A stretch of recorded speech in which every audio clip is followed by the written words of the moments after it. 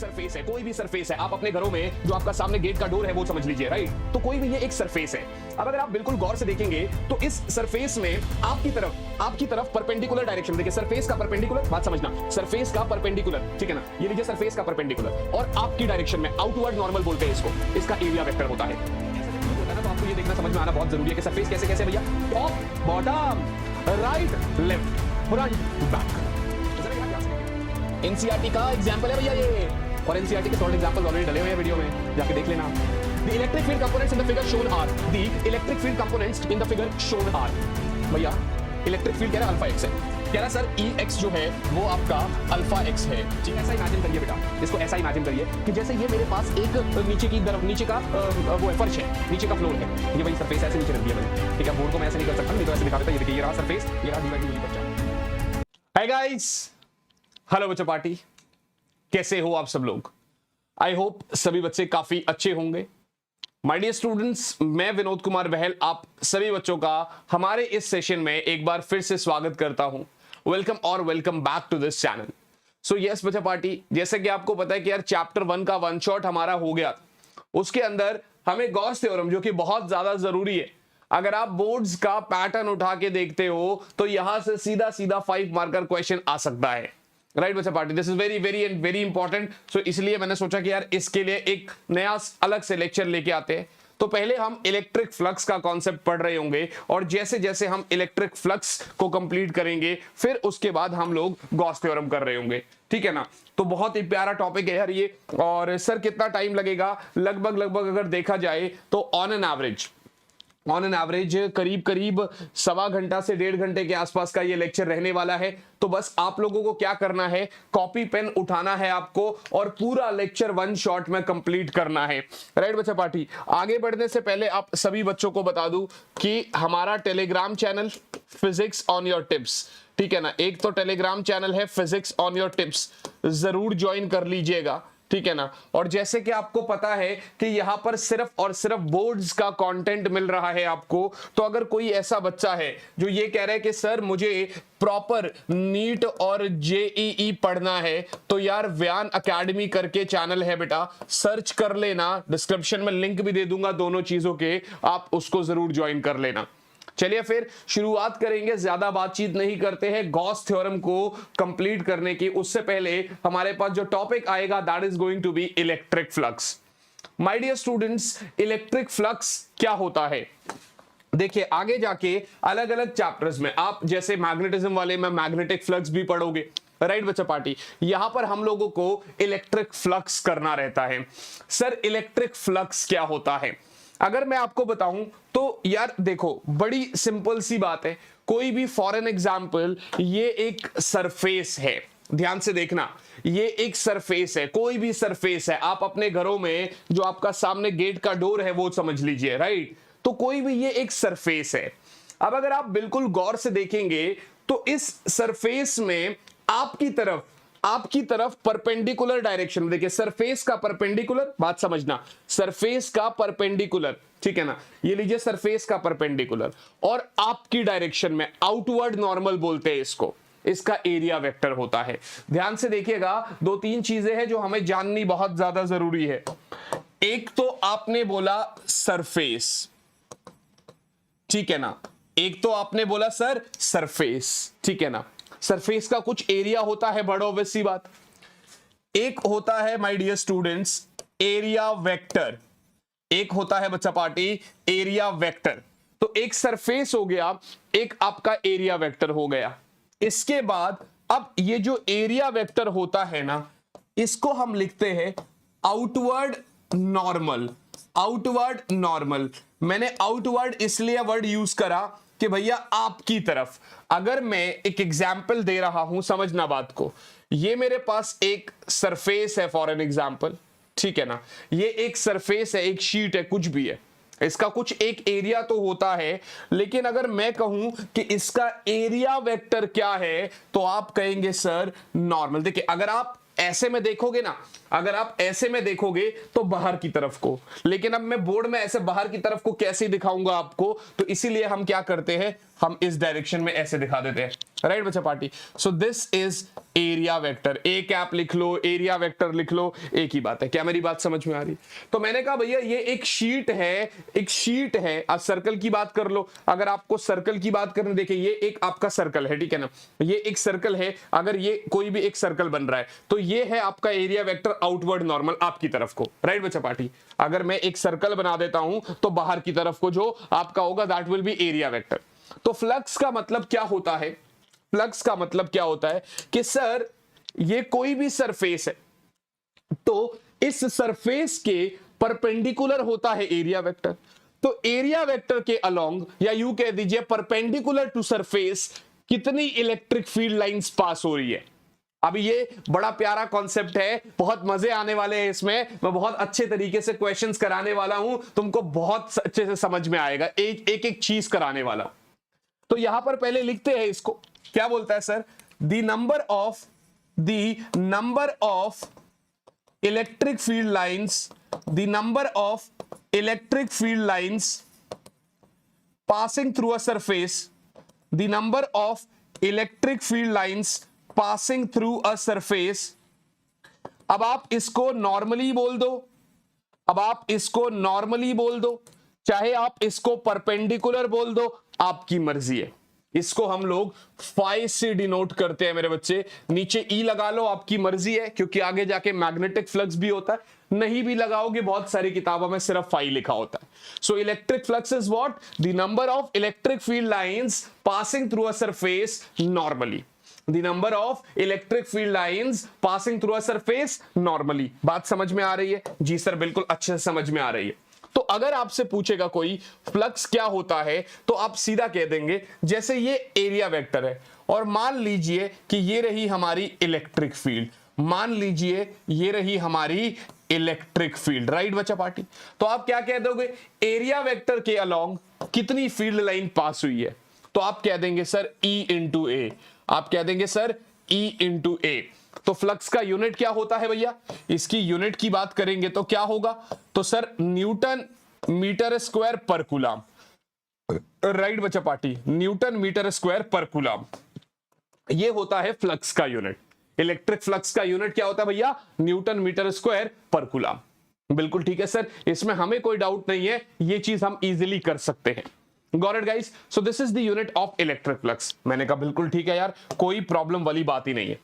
ठीक है सर, कोई इशू वाली बात ही नहीं। अभी सर एक काम करते हैं, ऐसा करते हैं, ये सरफेस लेते हैं ऐसे करके, ये सरफेस लेते हैं बेटा, ऐसे करके ये सरफेस लेते हैं, और ये मेरा एरिया वेक्टर है, ठीक है ना, ये मेरा एरिया वेक्टर है। लेकिन मैं ये कह रहा हूं कि मेरी इलेक्ट्रिक फील्ड इस डायरेक्शन में है, ऐसे करके। मतलब एरिया वेक्टर और इलेक्ट्रिक फील्ड आपस में कुछ एंगल बना रहे हैं, ठीक है ना, कुछ थीटा एंगल बना रहे हैं। अब अगर कोई आपसे पूछेगा कि सर फ्लक्स क्या है, तो अब आप क्या करोगे? अब अगर कोई आपसे पूछेगा कि सर फ्लक्स क्या है, तो अब आप क्या कहोगे? आपका डेफिनेशन क्या था? The number of electric field lines passing through a surface normally. मतलब एरिया वेक्टर के अलोंग कितनी फील्ड लाइन पास हो रही है। तो आपको सबसे पहला कॉन्सेप्ट क्या करना पड़ेगा? इस इलेक्ट्रिक फील्ड का एक कंपोनेंट इस एरिया वेक्टर की डायरेक्शन में लेना पड़ेगा, which is basically E cos theta, which is basically E cos theta। तो अब आप कह देंगे कि sir flux is E A cos theta, right? E cos theta into A, बड़ा ऑब्वियस सी बात है। और आपको पता है A dot B is A B cos theta। तो इसका मतलब फ्लक्स को मैं लिख सकता हूं E डॉट A। क्या लिख सकता हूं? E dot A। तो अगर मैंने फ्लक्स को लिखा E डॉट A, मतलब दो वेक्टर क्वांटिटी का डॉट प्रोडक्ट है, तो इसका मतलब ये एक स्केलर क्वांटिटी है। इसका मतलब ये कैसी क्वांटिटी है मेरे बच्चे? ये एक स्केलर क्वांटिटी है। तो कोई भी आपसे पूछेगा कि सर इलेक्ट्रिक फ्लक्स क्या होता है, आप कह देंगे sir the number of electric field lines passing through a surface normally, it is a scalar quantity, it is E dot A, और I can say E A cos theta and it's unit is newton metre square per coulomb. यहां पर ये सारी कहानियों में भैया electric field कैसा है बेटा? यूनिफॉर्म है। इधर जो फील्ड आप देख पा रहे हो यूनिफॉर्म है, इधर जो फील्ड आप देख पा रहे हो यूनिफॉर्म है, ठीक है ना यार। एक्चुअली क्या होता है ना, इतने बड़े सरफेस के लिए यूजुअली फील्ड लाइन का यूनिफॉर्म होना बड़ा मुश्किल होता है। तो सवाल तो उठ सकता है ना कि सर अगर फील्ड लाइन नॉन यूनिफॉर्म होगा तब क्या करोगे? सर अगर फील्ड लाइन नॉन यूनिफॉर्म होगा तब क्या करते हैं? यहां तक तो आप नोट कर लेंगे, शायद स्क्रीनशॉट तो मेरे को लगता है नहीं लेना चाहिए। देखिए पढ़ाई करने का तरीका पता क्या होता है, मैं आपको 2-3 चीजें बताता हूं। Sorry guys, sorry. जब हम पढ़ाई करते हैं ना, तो उस टाइम पे सारी डिस्ट्रैक्शन, सब चीज बिल्कुल साइड रहनी चाहिए। और क्योंकि मैं खुद भी आपकी इस जोन से निकल चुका हूं, तो इस समय पे क्या होता है कि स्टार्टिंग में तो जोश रहता है, लेकिन धीरे धीरे ये जोश ठंडा पड़ जाता है क्योंकि हमारे बैकलॉग्स इकट्ठे होने लग जाते हैं। आपने ये डायलॉग तो सुना ही है ना कि अगर किसी काम को करने के लिए आपके पास 3 महीने हैं तो वो 3 महीने में कंप्लीट होगा, 30 दिन है तो 30 दिन में, और 3 दिन है तो 3 दिन में भी वो काम कंप्लीट कर लेंगे। हमारे साथ भी तो होता है। हम असली जागते कब है? पेपर से 10-12 दिन पहले, हफ्ता पहले, और उसी टाइम पे आपको सब ये अग्री करते होंगे कि हमारी सबसे ज्यादा प्रोडक्टिविटी उसी टाइम पे होती है। ठीक है, आई एग्री दैट। लेकिन यार आप देखो, अगर आप स्टार्टिंग से सब चीज को बहुत धीरे धीरे धीरे धीरे धीरे कर रहे हो तो बाद में आपके ऊपर कोई प्रेशर नहीं आएगा। अब सर क्या है ना, ये कहता हर कोई है लेकिन इसको करना बड़ा मुश्किल है। मैं समझता हूं क्योंकि हमारे ऊपर बहुत सारी चीजें हैं। अब खाली फिजिक्स नहीं है, सारे सब्जेक्ट्स है, बहुत सारी बातें हैं। आपको पता है बूंद बूंद से घड़ा भरता है। मैं इसका एक ना जीता जागता एग्जाम्पल आपको देता हूं। कोविड जब हुआ तो कोविड से पहले मेरा शरीर अच्छा खासा था, लेकिन जैसे ही कोविड आया मैं बहुत ज्यादा दबा के काम करने लगा। घर बैठ के हम काम करने लगे। हमारे लिए एक नया सिचुएशन था, एक नई चीज थी, बहुत सारी चीजें सीखनी भी थी। ठीक है ना, उसके करके मैंने बहुत ज्यादा जंक फूड खाने लग गया। अब जब जंक फूड मैं खाने लग गया तो आप यकीन नहीं मानेंगे, मतलब ऐसा जंक फूड नहीं खा रहा था मैं। मतलब इट वाज लाइक कि जब भूख लग रही है तो 6 प्लेट गोलगप्पे एक साथ खा लिए, पेल दिए एक साथ। बिल्कुल खाना नहीं कहते उसको, पेलना कहते हैं, ठीक है ना। उसके बाद भाई साहब 2 घंटे बाद 2-3 बर्गर खा रहे हैं, 2 घंटे बाद पिज्जा खा रहे हैं, 2 घंटे बाद छोले भटूरे खा रहे हैं। मतलब पूरा दिन 2 साल तक मुझे याद नहीं है कि मैंने कभी घर का खाना खाया हो। और जब ऐसा हुआ तो भाई साहब पेट बहुत ज्यादा निकल गया मेरा। And it was like everybody was कि अब ये पेट कम नहीं हो पाएगा, अब ये तू कम कर ही नहीं पाएगा किसी भी हालत में, ठीक है ना। और एक हिसाब से मैं भी बड़ा डीमोटिवेट हो गया था क्योंकि स्टेप लेना जरूरी था, ठीक है ना। लास्ट ईयर जुलाई के महीने में हमने स्टेप लिया। सोचा तो जनवरी में था, करते करते जुलाई हो गया। लास्ट ईयर जुलाई के महीने में हमने स्टेप लिया। अभी साल कंप्लीट नहीं हुआ है। अच्छा, साल तक अगर लगातार मैं रहता ना तो आज मैं बहुत अच्छी शेप में रहता, लेकिन जुलाई से 2 महीना किया, फिर बीच में छोड़ दिया, फिर क्या कहते हैं जनवरी फेब 2 महीना किया, फिर बीच में छोड़ दिया, और अब दोबारा से 10 दिन पहले कंटिन्यू करा। तो पिछले 11 महीने में भले ही सिर्फ 3-3.5 महीने खुद पे काम किया, लेकिन उन 3-3.5 महीने में 50% रिजल्ट मिल चुका है ना। तो कोई चीज को जब आप शिद्दत के साथ बिल्कुल मन से करना शुरू करते हो ना, तो वो चीज आपको मिलती ही मिलती है। ये मेरी गारंटी है, चाहे कुछ आप लगा लो। तो आपको क्या करना है, मैं वीडियो लेकर आऊंगा। हम सारे लोग एक 30 डेज का चैलेंज लेते हैं। मैं, आप सब, हम जितने भी बच्चे हैं एक 30 डेज का चैलेंज लेते हैं और उन 30 डेज के कुछ नियम बना लेते हैं कि भैया ऐसा ऐसा। पहला चैप्टर आपका कंप्लीट होने ही वाला है, हो गया एक हिसाब से, ठीक है ना। आप 30 डेज तक एक नियम लेते हैं। मेरे लिए बहुत डिफिकल्ट होने वाला है ये नियम, ठीक है ना। मेरे लिए क्या नियम है कि मेरे 2 चैनल्स है, तो एक हिसाब से मैं 30 डेज में 30 वीडियोस पोस्ट करने वाला हूं। बहुत मुश्किल है मेरे लिए, but I will do it. कब से स्टार्ट करेंगे इसके लिए एक अलग से सेपरेट वीडियो बनाते हैं, ठीक है ना। आपकी प्रोडक्टिविटी जो है ना वो मेरे लिए बहुत जरूरी है। उसके लिए मुझे जितना भी तपना पड़े ना मैं तपूंगा। चलिए आगे बढ़ते हैं। सॉरी फॉर योर टाइम, है ना, आपका टाइम मैंने ले लिया काफी, बट आपने ये चीज कर लिया है ना। इलेक्ट्रिक फ्लक्स का ये कॉन्सेप्ट आप कर चुके हैं मेरे साथ, ठीक है ना। अब मैंने कहा यार फील्ड लाइन अगर नॉन यूनिफॉर्म है तब हम क्या करेंगे।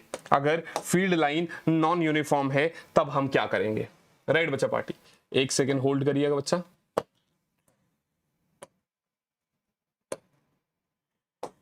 एक सेकेंड होल्ड करिएगा।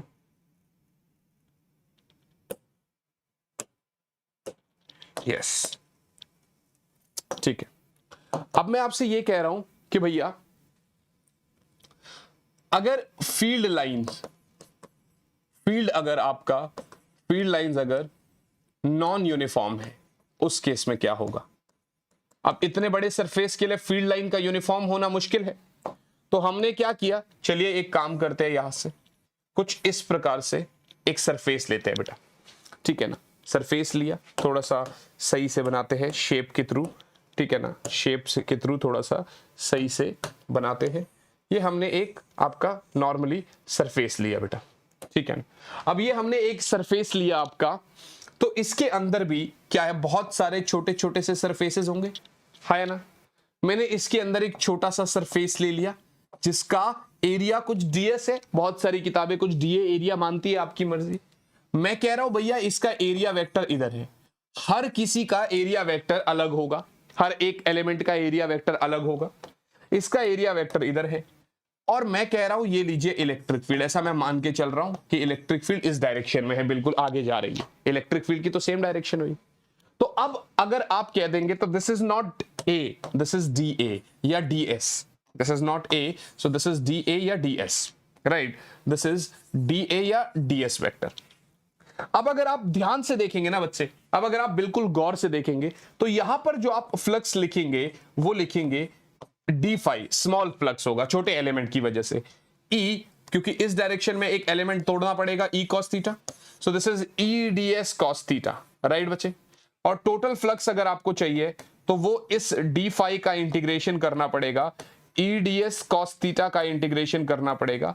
आप सभी को पता है कि A B cos theta is A dot B, so this is E dot D S. तो यदि आपका फील्ड लाइन नॉन यूनिफॉर्म है तो पहले एक छोटे से एलिमेंट की वजह से निकालेंगे, फिर उसका इंटीग्रेट मारेंगे, फिर हमारा फील्ड लाइन निकलेगा।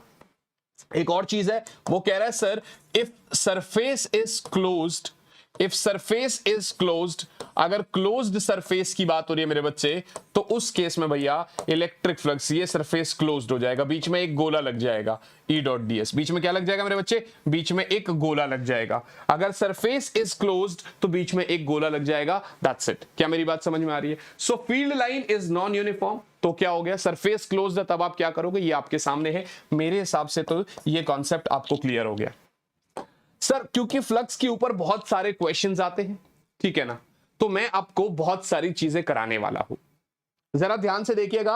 और मैं इसको थोड़ा सा एडवांस लेवल पे लेके जाएंगे, मतलब ऐसे क्वेश्चंस करेंगे कि अगर इसके बाद आप मॉड्यूल भी लगाओगे ना तो आपसे लग जाएगा।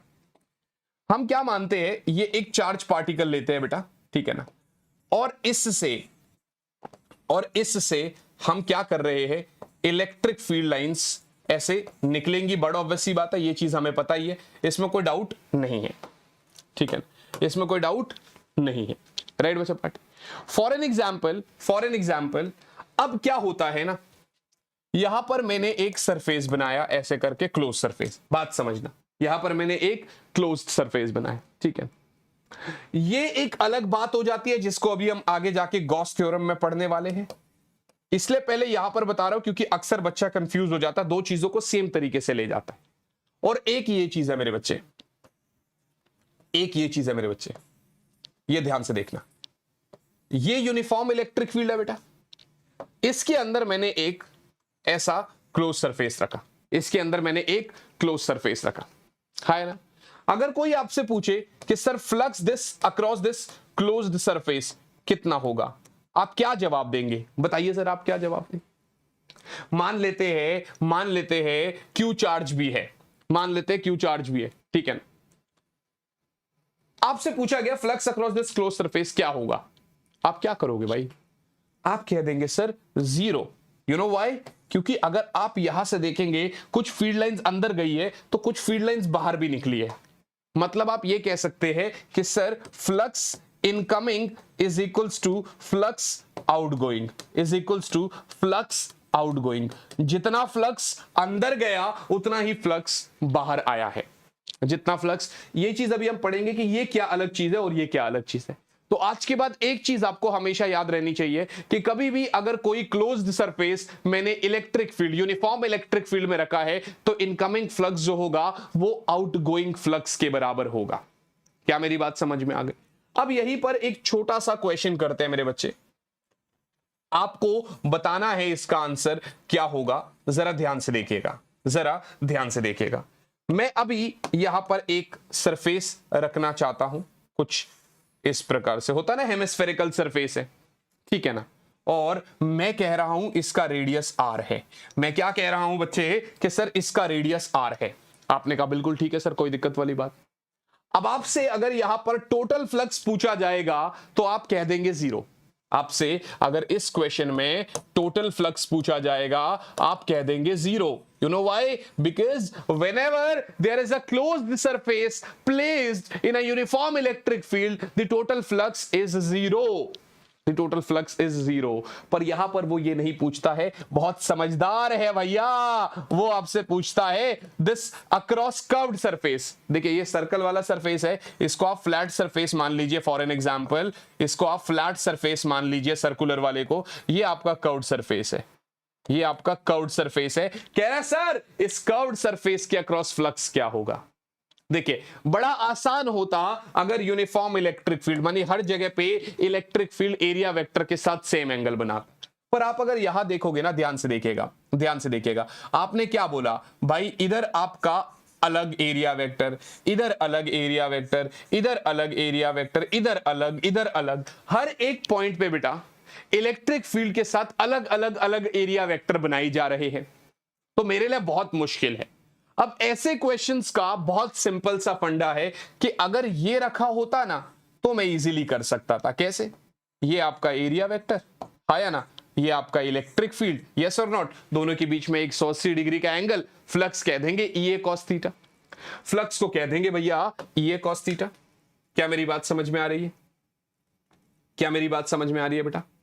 तो यहां पर हम आसानी से कर सकते थे, राइट बच्चा party.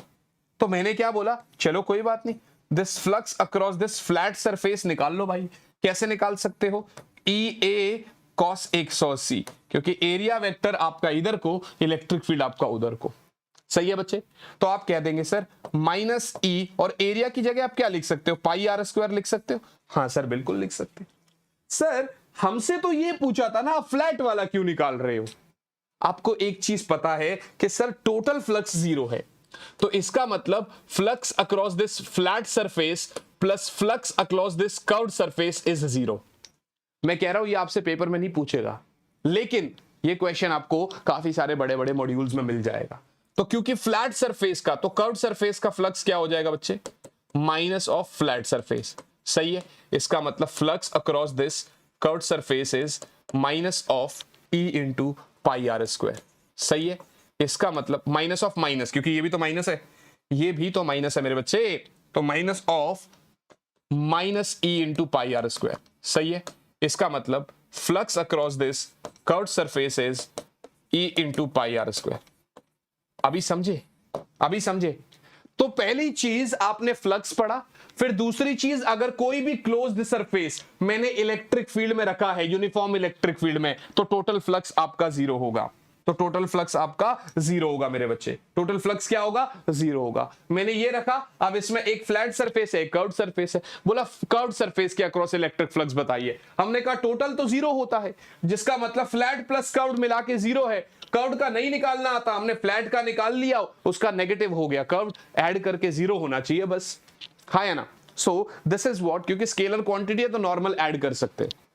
This is what electric flux is about. क्या मेरी बात समझ में आ गई?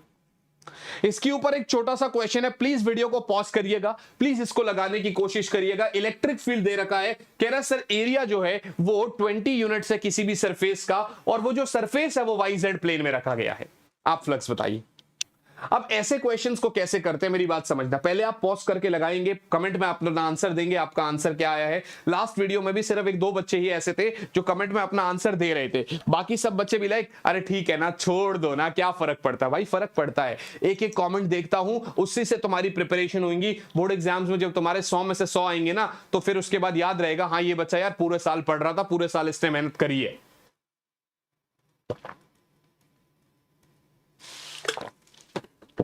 इस चैनल को आप ही ने आगे बढ़ाना है, ठीक है ना। तो देखिए सबसे पहले आप ध्यान से देखिएगा, यदि आपका जो सरफेस है वो यदि YZ प्लेन में है मेरे बच्चे, तो एरिया वेक्टर क्या होता है बच्चे? सरफेस के perpendicular. Area vector is perpendicular to surface. इसका मतलब यहां पर area vector is perpendicular to Y Z plane. अच्छा, वाई जेड का परपेंडिकुलर क्या निकलेगा? एक्स एक्सिस, बड़ा ऑब्वियस सी बात। तो sir area vector is perpendicular to Y Z plane, मतलब area vector is along X axis. मतलब यहां पर एरिया वेक्टर कितना यूनिट है भैया? 20। किस अलोंग? एक्स एक्सिस, आई कैप। बात समझ में आ गई? एरिया वेक्टर क्या हो गया भैया? 20 into I cap, 20 into I cap. I hope this is very clear. तो सर आपको इलेक्ट्रिक फील्ड भी दे रखा है इसने, which is 6i cap plus 3j cap plus 4k cap.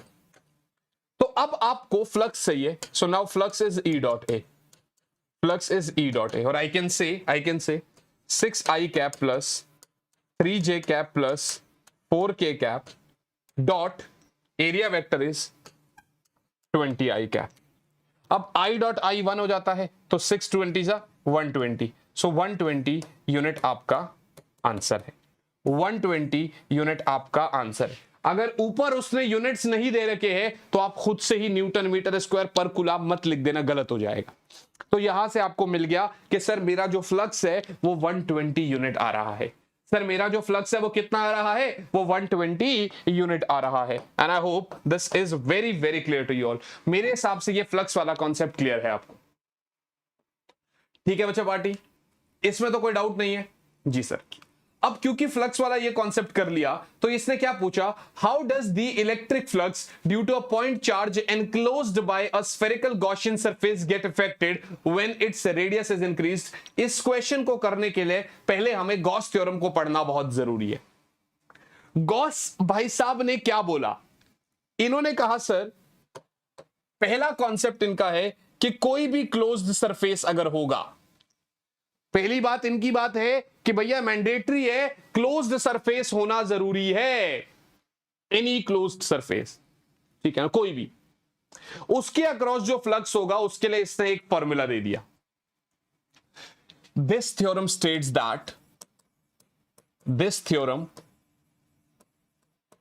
That electric flux across any closed surface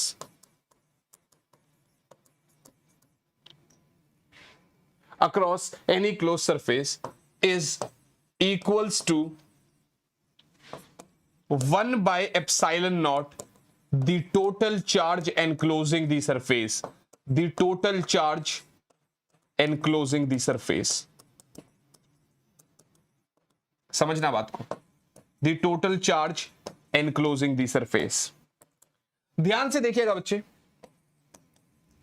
वो कह रहा है सर ई डॉट ds का फ्लक्स हो गया क्लोज सरफेस के, it is Q enclosed by epsilon not. इसके कहने का मतलब है कि अगर कोई भी एक सरफेस है उसके अंदर अगर क्यू चार्ज रखा हुआ है तो अब जो फ्लक्स होगा, जो ई डॉट ds होगा, वो Q enclosed by epsilon not होगा। याद रखना क्वेश्चन आता भी है, एनसीईआरटी एग्जाम्पलर में ये आया है और पीवाईक्यूज तक में ये क्वेश्चन पूछा गया है, चाहे जेई नीट की पीवाईक्यूज की भी अगर आप बात कर लोगे। यहां पर electric field is due to all other charges, electric field is due to all charges, electric field is due to all charges. Electric field सभी चार्जेस की वजह से, राइट बच्चा पार्टी, चाहे चार्जेस अंदर हो बाहर हो कोई भी हो। बट ये जो क्यू एनक्लोज्ड है, मतलब ये तो आपको समझ में आ गया कि उस सरफेस के अंदर का चार्ज होना चाहिए। तो गॉस ने क्या बोला, कोई भी एक क्लोज सरफेस होगा उसके अंदर टोटल चार्ज कुछ होगा तो उस सरफेस के अक्रॉस जो फ्लक्स निकाला जाएगा which is E dot ds that is Q upon epsilon not के फॉर्मूले से। बहुत कुछ करने वाले हैं यहां पर, बहुत मजे आने वाले, लेकिन उससे पहले एक नया कॉन्सेप्ट पढ़ना पड़ेगा, दैट इज गॉसियन सरफेस। अब आप इसको चाहे आई ले लो चाहे ई ले लो, एक ही बात है, हमें गॉस लिखने से मतलब है। तो गॉसियन सरफेस क्या बोलता है? ये एक इमेजिनरी सरफेस है बेटा, जरा ध्यान से देखिएगा। यदि कोई ऐसा सरफेस मैं बना लूं जिसमें हर एक पॉइंट पर इलेक्ट्रिक फील्ड और एरिया वेक्टर के साथ अलग अलग एंगल बन रहा है, चीजें बड़ी कॉम्प्लिकेटेड हो जाएगी। तो हमें एक ऐसा सिमेट्रिकल सरफेस चाहिए जहां पर हर एक पॉइंट पर इलेक्ट्रिक फील्ड कांस्टेंट रहे, ठीक है ना। तो हमने कहा भाई फिर ऐसे सरफेस को तो इमेजिन करना पड़ेगा, तो उसी इमेजिनरी सरफेस को गॉसियन सरफेस बोलते हैं, ठीक है ना। एनी इमेजिनरी सरफेस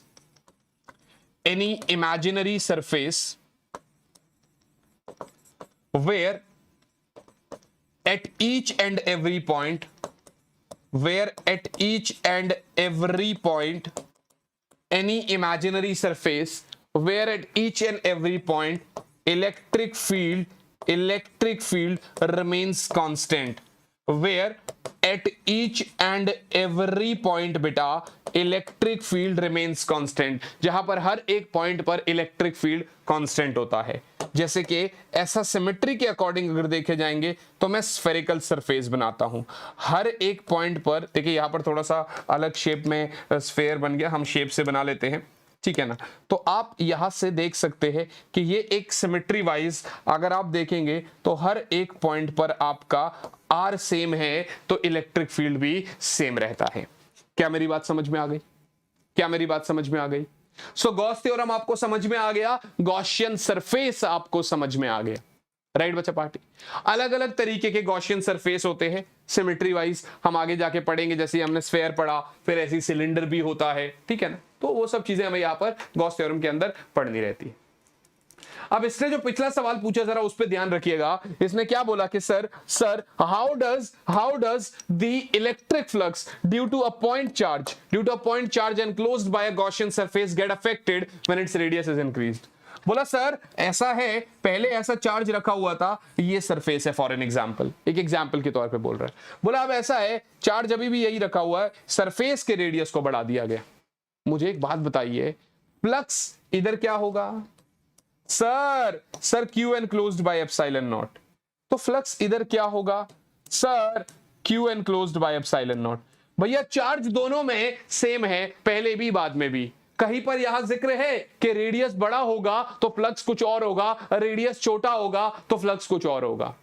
वो सरफेस पे तो डिपेंड ही नहीं कर रहा है, वो तो इस बात पे डिपेंड कर रहा है कि अंदर चार्ज कितना रखा है। चार्ज इधर भी क्यू, इधर भी क्यू, फ्लक्स दोनों जगह सेम रहेगा, which is Q enclosed by epsilon naught. Flux दोनों जगह सेम रहेगा, जिसको मैं कहूंगा Q enclosed by epsilon naught. And I hope this is very very clear to you all. मेरे हिसाब से ये आपको कहानी क्लियर हो गई। यस और नॉट बच्चे पार्टी? बोलिए बेटा, क्लियर है? यस सर, बिल्कुल अच्छे से क्लियर है। तो जब ये चीज क्लियर हो गया तो हमने कहा चलो भैया एक और सवाल ढूंढ लेते हैं आपसे। सवाल क्या बोल रहा है?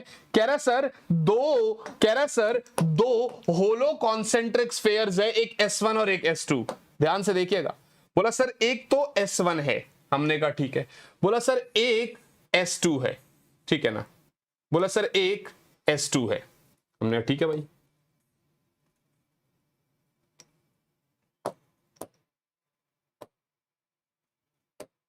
बोला सर एक S2 है, नहीं ठीक है भाई, कोई बात नहीं, कॉन्सेंट्रिक है, ठीक है जी। ये S1 है और ये S2 है। इस वाले के अंदर 2Q चार्ज है और इस पे 4Q चार्ज है, ठीक है ना। मतलब S1 वाले सरफेस के अंदर 2Q चार्ज और S2 वाले के अंदर ये यहां पर इस वाले सरफेस में 4Q चार्ज है, S2। क्वेश्चन क्या बोलता है? Find out the ratio of electric flux through them. मतलब आपको पहले वाले क्वेश्चन के लिए फ्लक्स अक्रॉस सरफेस 1 बटे में फ्लक्स अक्रॉस सरफेस 2 चाहिए।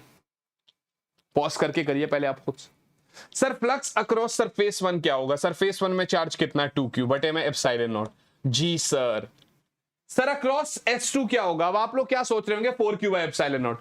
भैया देखो अंदर इस वाले सरफेस के अंदर कितना चार्ज है? 2Q और 4Q, which means 4Q plus 2Q by epsilon naught, which simply means मेरे बच्चे ये आपका हो जाएगा 2/6 1/3, which simply means ये आपका हो जाएगा 1/3। क्या हो जाएगा भैया? 1/3। पहले पार्ट का तो क्लियर है आंसर।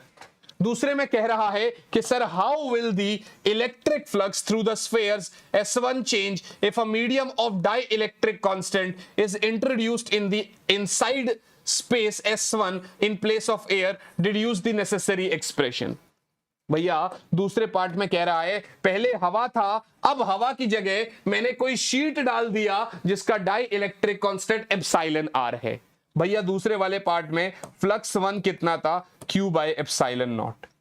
बट इस वाले केस में, अब इस वाले केस में फ्लक्स क्या हो जाएगा भैया, फ्लक्स क्या हो जाएगा, Q बाय एप्सिलॉन, जिसको आप कहते हैं epsilon R into epsilon naught, या यूं कह दीजिए भैया फ्लक्स आपका नया जो फ्लक्स है वो आपका एप्सिलॉन आर टाइम्स कम हो जाएगा। ये हम आपका कूलम्ब्स लॉ में कितनी बार करवाया मैंने, डाइलेक्ट्रिक कांस्टेंट डालोगे तो एप्सिलॉन हो जाएगा, एप्सिलॉन होता है के एप्सिलॉन नॉट, या यूं कह दीजिए epsilon R into epsilon naught, और इजीली आपका आंसर आ जाएगा। राइट बच्चा पार्टी, क्या ये कहानी क्लियर है आपकी बेटा, क्या ये कहानी क्लियर है बच्चे आपकी? तो प्लीज इसको नोट डाउन करिए, आगे बढ़ते हैं, प्लीज इसको नोट डाउन करिए फिर आगे बढ़ते हैं।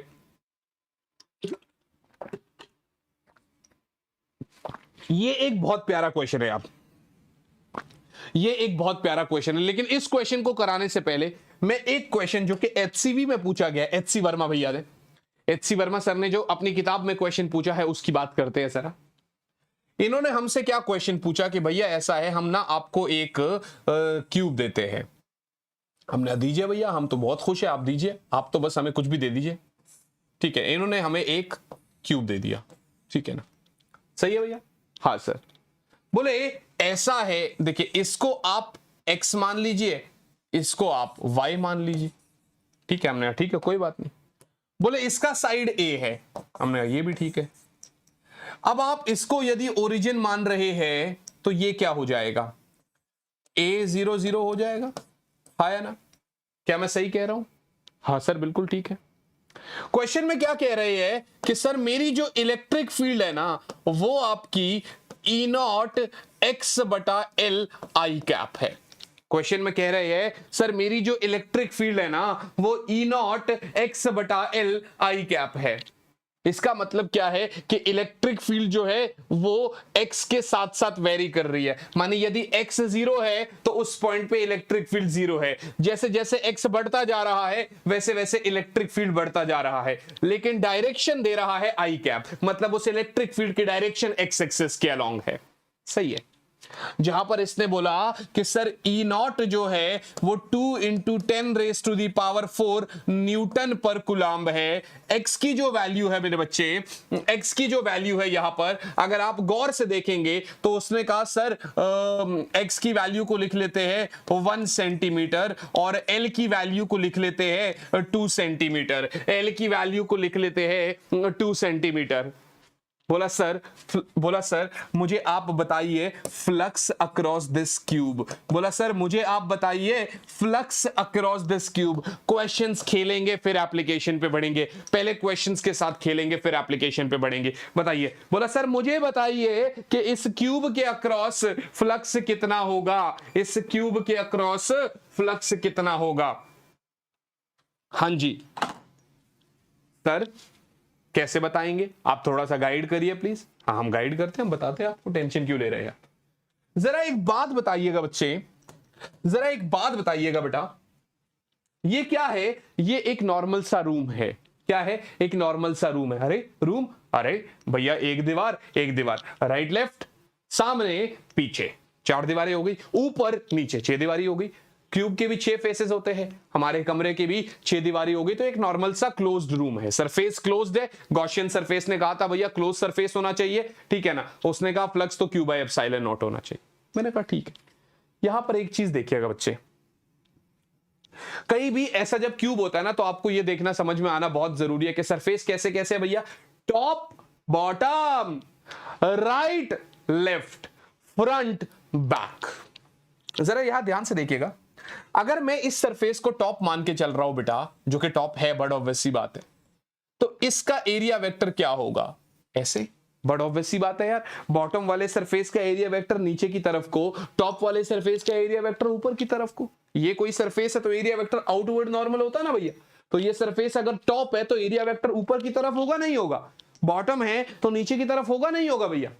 बिल्कुल सर, बिल्कुल सर, आप बिल्कुल सही कह रहे हैं। तो इसका मतलब कि अगर आप देखेंगे तो ये एरिया वेक्टर और ये इलेक्ट्रिक फील्ड आपको पता है कि वो आई एक्स मतलब आई कैप एक्स एक्सिस के अलोंग ही है। तो सर टॉप और एक्स एक्सिस आपस में कितना एंगल बना रहे हैं? 90 डिग्री। तो यदि फ्लक्स अक्रॉस टॉप लिख लेंगे तो क्या लिख लेंगे? ई ए कॉस 90 विच इज 0। उसी प्रकार से अगर आप बॉटम की बात करेंगे तो भी आपका 0 हो जाएगा, तो भी आपका 0 हो जाएगा। हाँ सर, टॉप बॉटम तो 0 हो गया सर, आपकी बात सही है सर। एक बात बताइए, फ्रंट बोले तो नॉर्थ, फ्रंट बोले तो नॉर्थ मानिए वाई कैप मतलब Y axis, Y axis X axis के साथ 90 डिग्री बनाता है कि नहीं बनाता है? सर फ्रंट वाला भी 0 हो गया सर, ऐसे तो सर ऐसे तो फ्रंट वाला भी 0 हो गया। हाँ बिल्कुल हो गया सर अगर फ्रंट वाला 0 है तो ऐसे तो सर बैक वाला भी 0 नहीं हो जाएगा? बिल्कुल हो जाएगा यार, क्यों नहीं 0 हो जाएगा? सही है, उसको भी लिख लो ई ए कॉस 90 डिग्री। ठीक है, बचा कौन सा? राइट और लेफ्ट। बचा कौन सा? राइट और लेफ्ट। कौन सा बचा? ये वाला, ये राइट वाला और लेफ्ट वाला, ये राइट वाला और ये लेफ्ट वाला। बात समझ में आ रही है? ये राइट वाला और लेफ्ट वाला। अब पहले लेफ्ट की बात करते हैं। Flux across this left surface क्या हो जाएगा? ई ए कॉस 180 डिग्री आया ना? अरे भैया ये रहा आपका इलेक्ट्रिक फील्ड, भैया ई रहा आपका इलेक्ट्रिक फील्ड, ई रहा आपका एरिया वेक्टर बाहर की तरफ को, दोनों के बीच में 180 डिग्री एंगल बनेगा नहीं बनेगा? सर बनेगा। तो ई ए कॉस 180 हो गया ना मेरे भाई? हाँ सर, लेकिन इलेक्ट्रिक फील्ड तो आप पे एक्स पे डिपेंड कर रहा है, और क्योंकि लेफ्ट वाले फेस के लिए तो एक्स 0 है भैया, ओरिजिन पे रखा है, बिकॉज एक्स इज 0 तो इलेक्ट्रिक फील्ड इज 0 तो फ्लक्स इज 0 है ना? मानी लेफ्ट के अक्रॉस भी 0 हो गया। बचा कौन सा? राइट वाला। बचा कौन सा बच्चे? राइट वाला। तो राइट वाले के अक्रॉस क्या करेंगे हम? आप कह देंगे सर ये लीजिए इलेक्ट्रिक फील्ड और यहीं पर है एरिया वेक्टर, है ना? हाँ सर, तो ई ए कॉस 0 बोले तो ई नॉट एक्स बटा एल इंटू एरिया क्या होगा इसका, इस फेस का? ए स्क्वायर, भैया स्क्वायर फेस है, क्यूब था इसलिए, और कॉस 0 तो 1 ही होगी। अब क्योंकि राइट के लिए एक्स कितना है? फॉर राइट फेस एक्स कितना है बच्चा? ए के बराबर। ये लीजिए कितना है? ए के बराबर। तो आपका अब flux across this right face कितना हो जाएगा बेटा? E naught A into A square, A cube बटे में एल। सही है बच्चे? बस अब आपने क्या करना है? वैल्यूज पुट करनी है। बस अब आपने क्या करना है? वैल्यूज पुट करनी है। सर ई नॉट क्या है? 2 into 10 raise to the power 4। Sir A cube बोले तो भैया 0.01 इंटू 0.01 इंटू 0.01, 1 सेंटीमीटर था ना इसलिए, और ये 2 सेंटीमीटर था 0.02। सही है? कोई प्रॉब्लम वाली बात तो नहीं है? जी नहीं सर। तो अगर आप ध्यान से देखेंगे तो ये आपका 2 0 से 2 0 कट जाएगा, ये 2 0 से ये 4 0 कट जाएगा, 2 से 2 कट जाएगा, आंसर आ जाएगा 1 Newton metre square per coulomb. बोलिए बच्चा, बात समझ में आई कि नहीं आई? तो इस तरीके का क्वेश्चन एचसीवी में दिया है, जेई और नीट के पीवाईक्यूज में इस तरीके का क्वेश्चन पूछा गया है। तो बताइए क्या इसमें कुछ टफ था? आपने क्या देखा? Bottom electric field 0, top electric field 0, front electric field 0, right का इलेक्ट्रिक फील्ड के साथ 90 मतलब 90 डिग्री एंगल, तो इलेक्ट्रिक फ्लक्स 0। राइट वाला जो है मतलब सिर्फ देखिए टॉप बॉटम खत्म हो गया, फ्रंट बैक खत्म हो गया। लेफ्ट क्यों खत्म हो गया? क्योंकि उसके लिए एक्स 0 है। राइट क्यों नहीं खत्म हुआ? क्योंकि उसके लिए एक्स ए है। एक तो ये क्वेश्चन है, इसको नोट करो। अब सर ऐसा कोई क्वेश्चन नहीं है क्या जिसमें लेफ्ट का भी योगदान हो, जिसमें आप बता दें कि लेफ्ट भी कुछ आ रहा है? बिल्कुल आएगा, क्यों नहीं आएगा यार? तो ये लीजिए भैया, एक सवाल आपको दे रहे हैं जो कि हमसे कह रहा है sir define electric flux and right it's SI unit.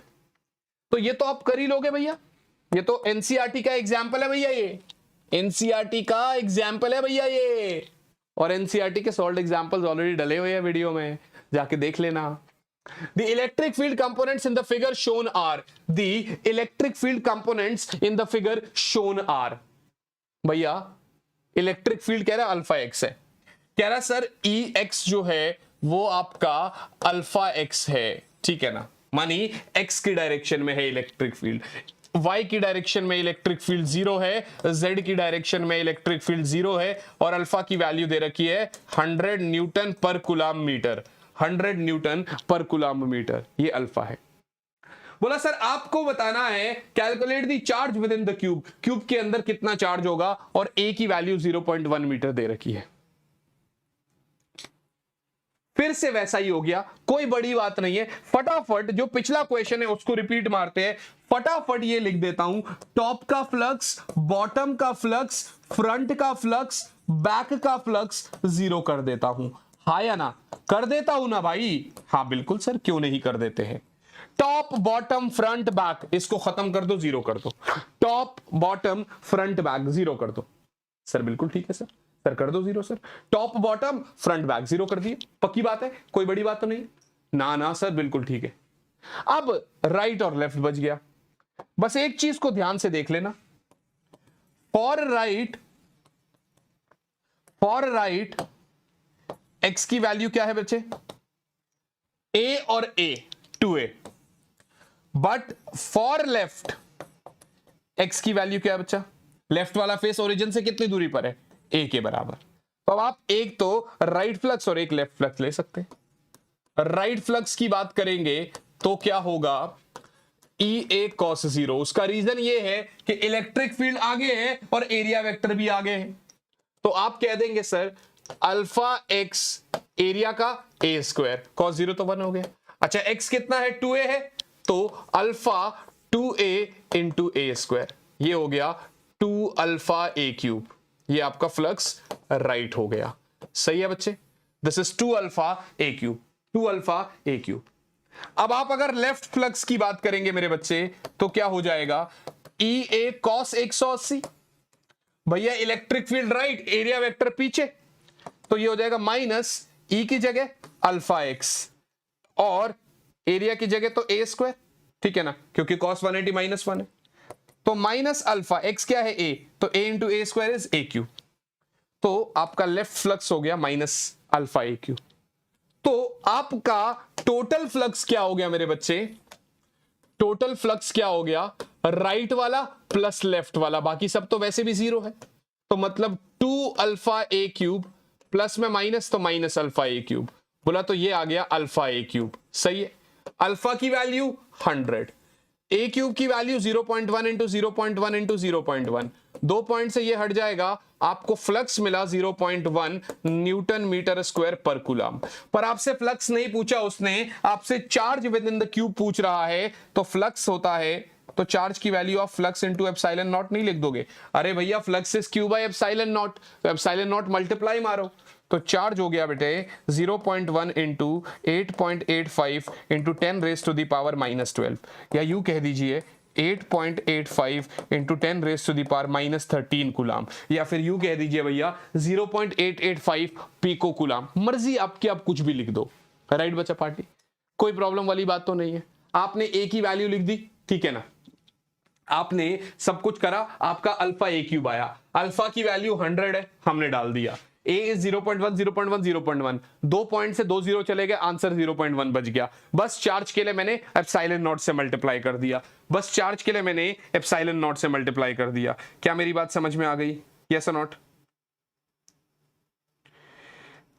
I hope this is very very clear बेटा, मैं साइड हो गया, अब आप बताइए कि क्या ये चीज कहानी क्लियर हो गई कि नहीं हो गई आपके लिए, ठीक है बेटा, पक्की बात है, चल सकते हैं हम लोग आगे, हम लोग आगे चल सकते हैं बेटा, अच्छी बात है, हाँ सर क्यों नहीं चल सकते, बिल्कुल चल सकते, ठीक है भैया, तो ये हमने कर लिया, हम आगे चलते। अब हम लोग एक एनसीईआरटी का क्वेश्चन देखते हैं, जो कि ये भी एनसीईआरटी का ही क्वेश्चन है। बोला सर इलेक्ट्रिक फ्लक्स बताइए और उसका डेफिनेशन, ये तो आपने करना ही है, ये तो आप कर ही लेंगे।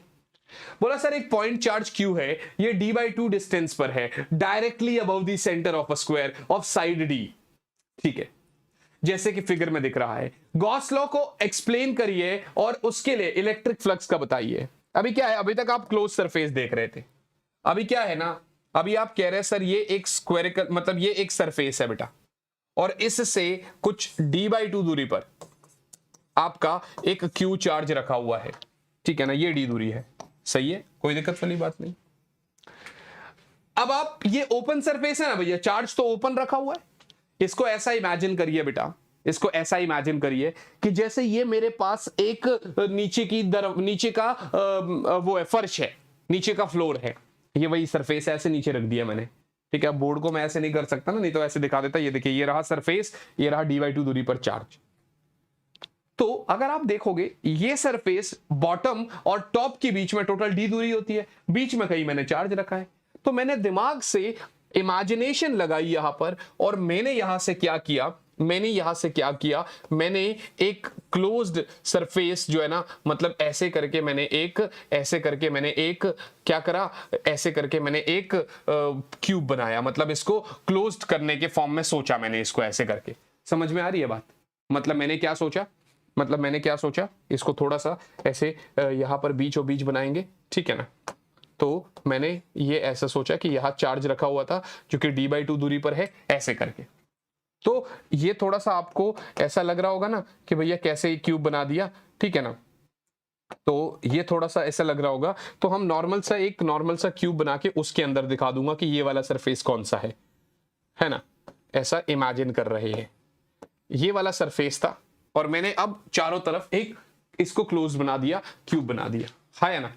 और कहीं ना कहीं बीच में एक चार्ज है। आप इमेजिन करो, विजुअलाइज करो इस चीज को कि भाई नीचे एक फ्लोर है, चारों तरफ आपने उसको बंद कर दिया, क्योंकि गॉस कहता है सरफेस का क्लोज होना बहुत जरूरी है। गॉस क्या कहता है हमसे, सर सरफेस का क्लोज होना बहुत जरूरी है ना, ठीक है भैया। अब इसके अक्रॉस तो फ्लक्स नॉर्मल होगा Q/ε0, आया ना। किसके अक्रॉस? क्यूब के अक्रॉस। किसके अक्रॉस होगा बच्चा? क्यूब के अक्रॉस, सही है।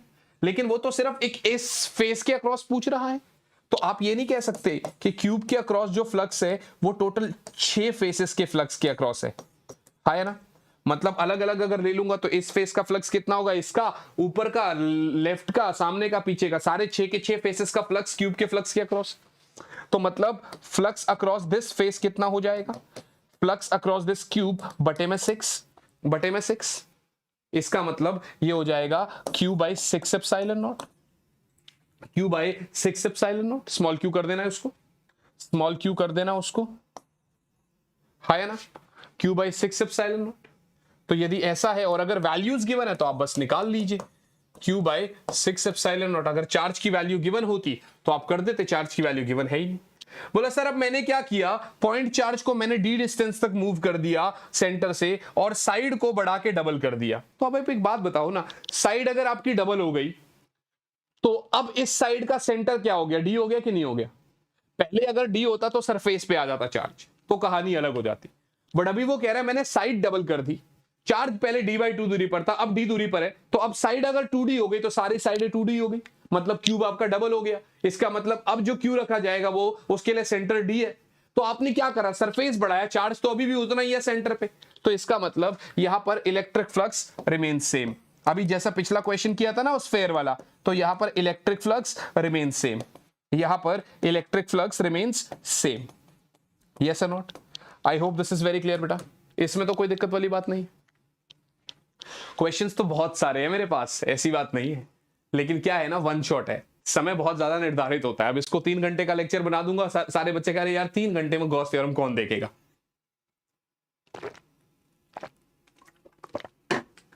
पर क्या है ना, डिटेल होना भी बहुत जरूरी है, नहीं तो फिर मजे नहीं आएंगे। खैर इलेक्ट्रिक फील्ड, अब ये हम क्या पढ़ रहे हैं अपने उसमें वो डालेंगे, हेडिंग डालेंगे, these are the applications of Gauss theorem. ये क्या है मेरा बच्चा, एप्लीकेशंस ऑफ गॉस थ्योरम। कितने एप्लीकेशंस है, पहले ज्यादा होती थी, अब हमें 3 पढ़नी है। एक इनफाइनाइट लेंथ वाली, एक शीट की वजह से, शीट का ही ये एक केस है, और एक ये यूनिफॉर्मली चार्ज शेल, और इसके बाद हमें एक क्वेश्चन करना है। तो कुल मिला के 3 एप्लीकेशंस पढ़नी है। मैक्स टू मैक्स भैया आधा घंटा बता रहा हूं, मैक्स, इससे ज्यादा लगना नहीं है, मैक्सिमम आधा घंटा बताएंगे हम आपको। Sir field due to a line charge of infinite length, sir ये इनफाइनाइट लेंथ है एक, ध्यान से देखिएगा, यहां पर हमारे पास एक इनफाइनाइट लेंथ दे रखा है, ठीक है ना बच्चे, यहां पे हमारे पास एक इनफाइनाइट लेंथ दे रखा है, ठीक है ना। और अगर आप बिल्कुल गौर से देखेंगे, ये इनफाइनाइट लेंथ दे रखा है हमें,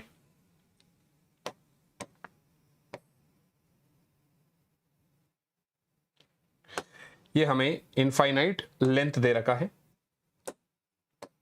ठीक है ना। इनफाइनाइट का मतलब इनफाइनाइट, ऐसे इनफाइनाइट लेंथ दे रखा है, ठीक है ना। समझ गए कि हमें इनफाइनाइट लेंथ दे रखा है ये, तो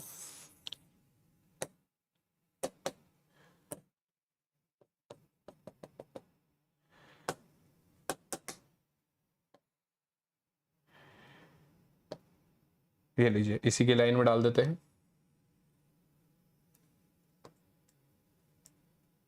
हाँ, तो अगर आप ध्यान से देख रहे हो, ऐसे इनफाइनाइट लेंथ आपको दे रखा है ये, ठीक है। और अब ये कह रहा है कि सर इससे किसी पी पॉइंट पर मुझे इलेक्ट्रिक फील्ड चाहिए। क्या चाहिए? इलेक्ट्रिक फील्ड चाहिए। हम कंपटीशन में पढ़ते हैं बेटा, कंपटीशन में अगर आप नीट और जेई की बात करते हैं बच्चे, जो कि आप मेरे दूसरे वाले चैनल पे इस चीज को पूरा डिटेल में देखेंगे, तो वहां पर जब हम पढ़ते हैं ना, तो वहां पर बेटा हम क्या पढ़ते हैं? हम फाइनाइट लेंथ वाला भी पढ़ते हैं, ठीक है ना, हम सेमी इनफाइनाइट वाला भी पढ़ते हैं, हम बहुत सारे केसेस पढ़ते हैं। और पहले ये सारी केसेस पढ़ते हैं, फिर उस केस से इसको डिराइव करते हैं। बट यहां पर क्या है, एनसीईआरटी में डायरेक्ट आपसे इनफाइनाइट पूछता है। तो अब क्या है ना, मैं बहुत डिटेल में तो नहीं जा सकता कि भैया बहुत डिटेल में चला जाऊं, लेकिन हां आपको थोड़ा बहुत आइडिया बता देता हूं कि यूजुअली जब रॉड देखते हैं, तो अगर आप नॉर्मली इनफाइनाइट नहीं होता तो आप क्या करते, ये देखिएगा, ऐसे करके इलेक्ट्रिक फील्ड होता है इसकी वजह से, और इसकी वजह से ऐसे करके इलेक्ट्रिक फील्ड होता। तो भैया यहां पर एक आपका परपेंडिकुलर कंपोनेंट होता और एक पैरेलल। मैं एक्स और वाई एक्सिस नहीं बोल रहा, मैं कह रहा हूं perpendicular to this rod and parallel to this rod, है ना, इसकी वजह से। और इसकी वजह से भी एक परपेंडिकुलर कंपोनेंट होता और एक पैरेलल कंपोनेंट होता। फिर हम इसको कट करते, हम डायरेक्ट फॉर्मूला बता देते। बट क्या है ना, बोर्ड्स है, बोर्ड्स में पूरा डेफिनेशन, पूरा डेरिवेशन मांगता है, तो यहां पर हम इस तरीके से नहीं कर सकते। तो यहां पर हमें पूरा कॉन्सेप्ट बनाना पड़ता है। बस इतना समझिएगा कि जैसे ये आपका एक रॉड है, ठीक है ना, इनफाइनाइट लेंथ है, ठीक है ना, इनफाइनाइट लेंथ है और यूनिफॉर्मली डिस्ट्रीब्यूटेड है चार्ज इसके ऊपर, चार्ज इसके ऊपर यूनिफॉर्मली डिस्ट्रीब्यूटेड है बेटा, ठीक है ना, इस तरीके से चार्ज इसके ऊपर यूनिफॉर्मली डिस्ट्रीब्यूटेड है बेटा, ठीक है ना, लेंथ है ये, जैसे हमने वहां पर रिंग करा था, यूनिफॉर्म डिस्ट्रीब्यूशन वाला कॉन्सेप्ट हमने करा है। तो ये एक रॉड है बेटा। तो आप यहां पर ऐसा देखते हैं कि हर एक पॉइंट पर इलेक्ट्रिक फील्ड परपेंडिकुलर होता है इसके। देखिए यहां देखोगे तो इलेक्ट्रिक फील्ड इधर परपेंडिकुलर, इधर भी परपेंडिकुलर, इधर भी परपेंडिकुलर और इधर भी परपेंडिकुलर, इधर भी परपेंडिकुलर, इधर भी परपेंडिकुलर, इधर भी परपेंडिकुलर, इधर भी, जैसे जैसे देखोगे इधर electric field perpendicular, electric field perpendicular, इधर आपका electric field perpendicular, electric field perpendicular. मतलब हर एक पॉइंट पर इलेक्ट्रिक फील्ड आपका, अगर सामने से आप देख रहे हो तो आपको दिखाई देगा कि इलेक्ट्रिक फील्ड ऐसे परपेंडिकुलर है। सामने से तो आपको समझ में आ गया कि भैया इलेक्ट्रिक फील्ड मेरा ऐसे परपेंडिकुलर है, राइट बच्चा पार्टी। बट एक्चुअली क्या है ना, जब मैं इसको घुमाऊंगा ना पूरा, तो आपको दिखेगा कि इलेक्ट्रिक फील्ड, तो देखिए ये सामने से ऐसे है, तो ये तो समझ में आ गया इधर इधर, बट इधर भी परपेंडिकुलर है, पीछे भी परपेंडिकुलर है, ऊपर भी। तो ये हर जगह जब इलेक्ट्रिक फील्ड परपेंडिकुलर है, अब आपको ये 90 डिग्री एंगल तो नहीं दिख रहा है, बट आप समझ गए ना, मैं 3D में अगर इमेजिन करूं, देखिए ऐसे परपेंडिकुलर, ऐसे परपेंडिकुलर, ऐसे परपेंडिकुलर, ऐसे परपेंडिकुलर, ऐसे हर एक पॉइंट पर परपेंडिकुलर है, राइट बच्चा पार्टी। मतलब हर एक पॉइंट पर परपेंडिकुलर, इधर देखोगे तो इधर भी परपेंडिकुलर, इधर भी परपेंडिकुलर, इधर से देखोगे तब भी परपेंडिकुलर, इधर से देखो तब भी परपेंडिकुलर, क्योंकि हर एक पॉइंट पर परपेंडिकुलर है। तो यहां पर मैं क्या बना देता हूं, यहां पर मैं एक गॉसियन सरफेस बनाता हूं, वो भी कैसा, सिलेंड्रिकल गॉसियन सरफेस बनाता हूं। यहां पर मैं एक सिलेंड्रिकल गॉसियन सरफेस बनाता हूं। गॉसियन सरफेस की क्या खासियत होती है कि जिस पॉइंट पे आप देख रहे हो, ठीक है, वो अब बाद में देखेंगे हम, ठीक है ना। अब मुझे इसकी वजह से एक पॉइंट पर इलेक्ट्रिक फील्ड निकालना है। ये लाइन चार्ज है, ठीक है ना, और इस लाइन चार्ज की वजह से मुझे इलेक्ट्रिक फील्ड निकालना है, राइट बच्चा पार्टी।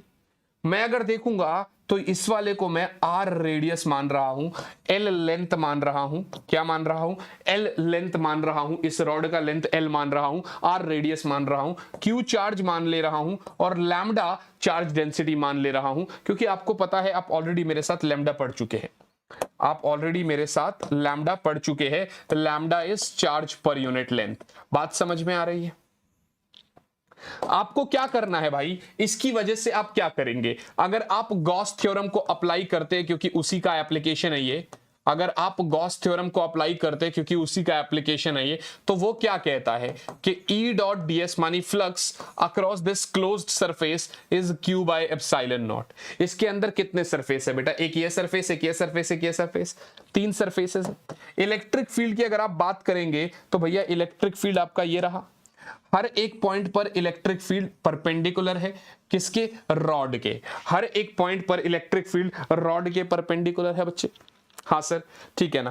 और अगर आप ध्यान से देखेंगे तो इधर 3 सरफेसेस है, देखिए यहां पर देखिएगा, इस वाले सरफेस का एरिया वेक्टर कहा जाएगा इस डायरेक्शन में, आया ना। अगर मैं कोई भी एक नॉर्मल सा एलिमेंट सा भी ले लूं, अगर मैं एक नॉर्मल सा एलिमेंट भी ले लूं यहां पर, एक नॉर्मल सा एलिमेंट भी ले लूं यहां पर, ठीक है ना, एक नॉर्मल सा छोटा सा एलिमेंट लेता हूं यहां पर, ठीक है ना, एक छोटा सा एलिमेंट ले लेता हूं यहां पर, तो आप देखेंगे इलेक्ट्रिक फील्ड तो बाहर की तरफ को ही होगा, ds1 ले लो आप, आया ना, बाहर की तरफ को ही होगा। इधर एक छोटा सा एलिमेंट लेंगे तो बड़ा ऑब्वियस सी बात है इलेक्ट्रिक फील्ड तो आउटवर्ड नॉर्मल होता है, तो भैया इलेक्ट्रिक फील्ड आपका बाहर की तरफ, सॉरी एरिया वेक्टर की बात कर रहा हूं, एरिया वेक्टर तो बाहर की तरफ को ही होता है दोनों का।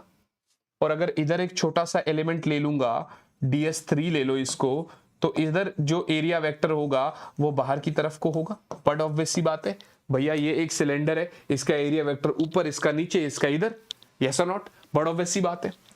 अब अगर आप तीनों के केस में देखोगे तो यहां पर इलेक्ट्रिक फील्ड इसी डायरेक्शन में, यहां पर इलेक्ट्रिक फील्ड और इसके बीच में 90 डिग्री का एंगल है, और यहां पर भी इलेक्ट्रिक फील्ड और इसके बीच में 90 डिग्री का एंगल।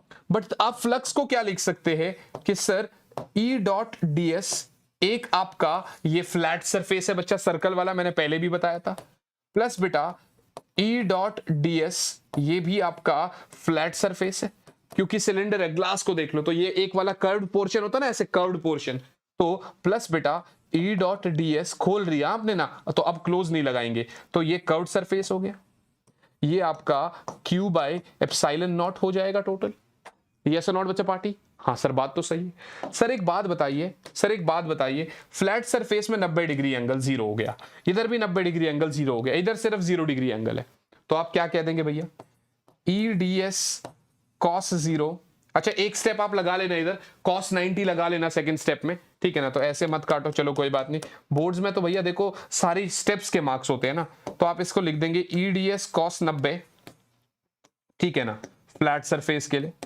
प्लस बेटा आप चाहे ds1 लिख लो, ठीक है ना, आप E ds2 cos 90 लिख लो, ठीक है ना, प्लस बेटा आप इसको भी 1 2 लिख सकते हो अगर आपको लिखना है तो, प्लस बेटा E ds3 cos 0 curved surface के लिए, और ये सारा जो है आपका Q बाय एप्सिलॉन नॉट के बराबर होगा, ये सारा जो है आपका Q बाय एप्सिलॉन नॉट के बराबर होगा। बात समझ में आ गई, यहां तक आपने नोट कर लिया होगा, moving ahead to the next page बेटा, यहां तक तो आपने नोट कर लिया होगा, मैं आप लोगों को नेक्स्ट पेज पे लेके जा रहा हूं बेटा, मैं आप लोगों को नेक्स्ट पेज पे लेके जा रहा हूं बच्चे।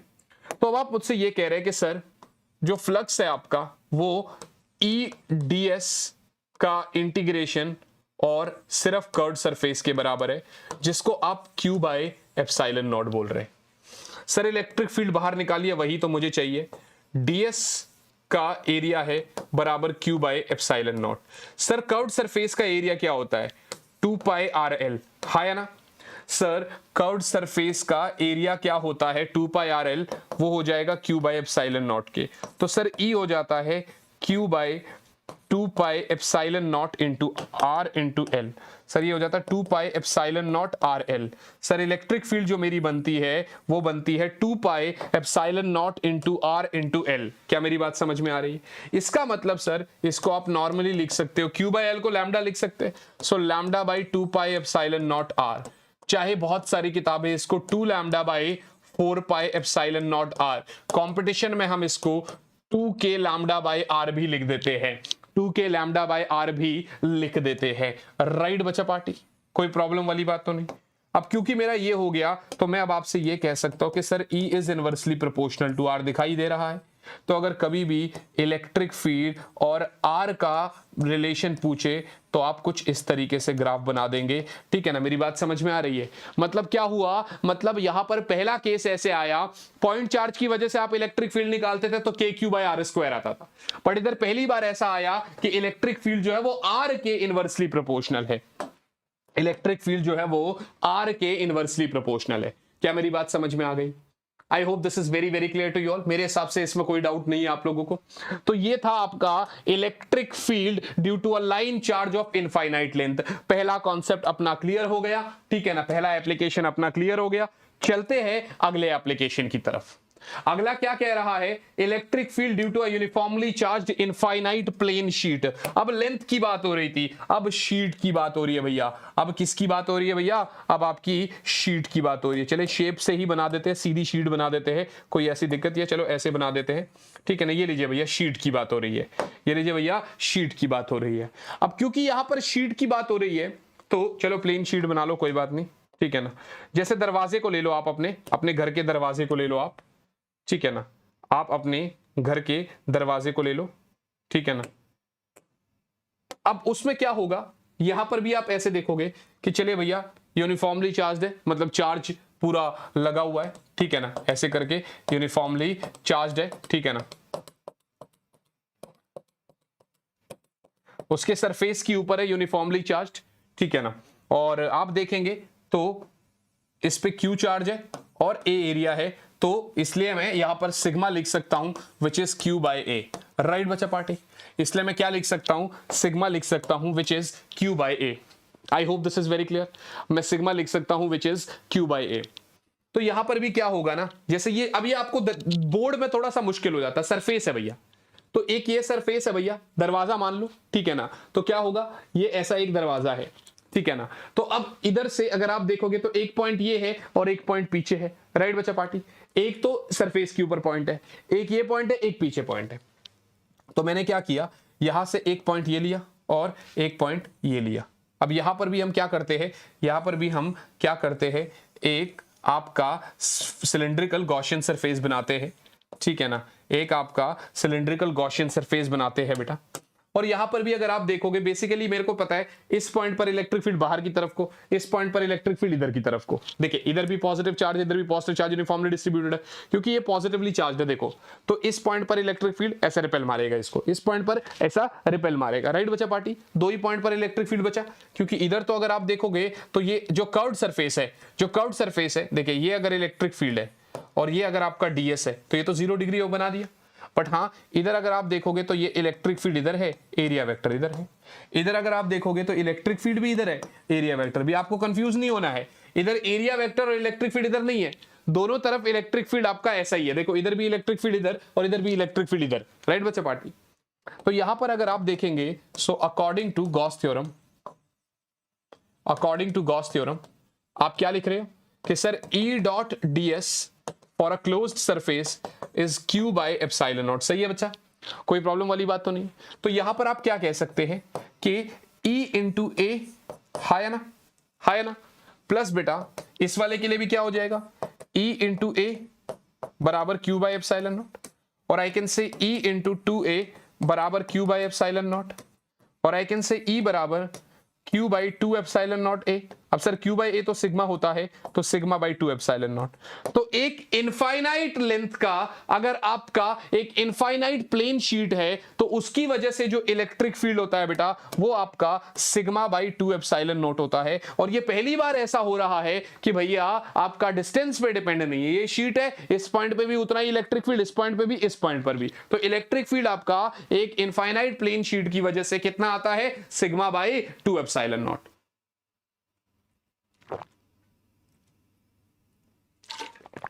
सही है बच्चे? कोई प्रॉब्लम वाली बात तो नहीं, ऐसा कोई इशू वाली बात तो नहीं है? नहीं sir. Field due to two charged parallel plates.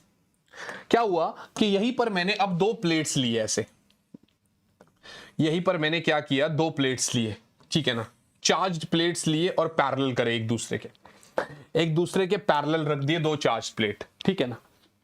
ये आपका σ1 surface charge density, σ2 surface charge density, दोनों ही फिलहाल मैं पॉजिटिव मान रहा हूं, दोनों ही फिलहाल मैं पॉजिटिव मान रहा हूं, ठीक है ना।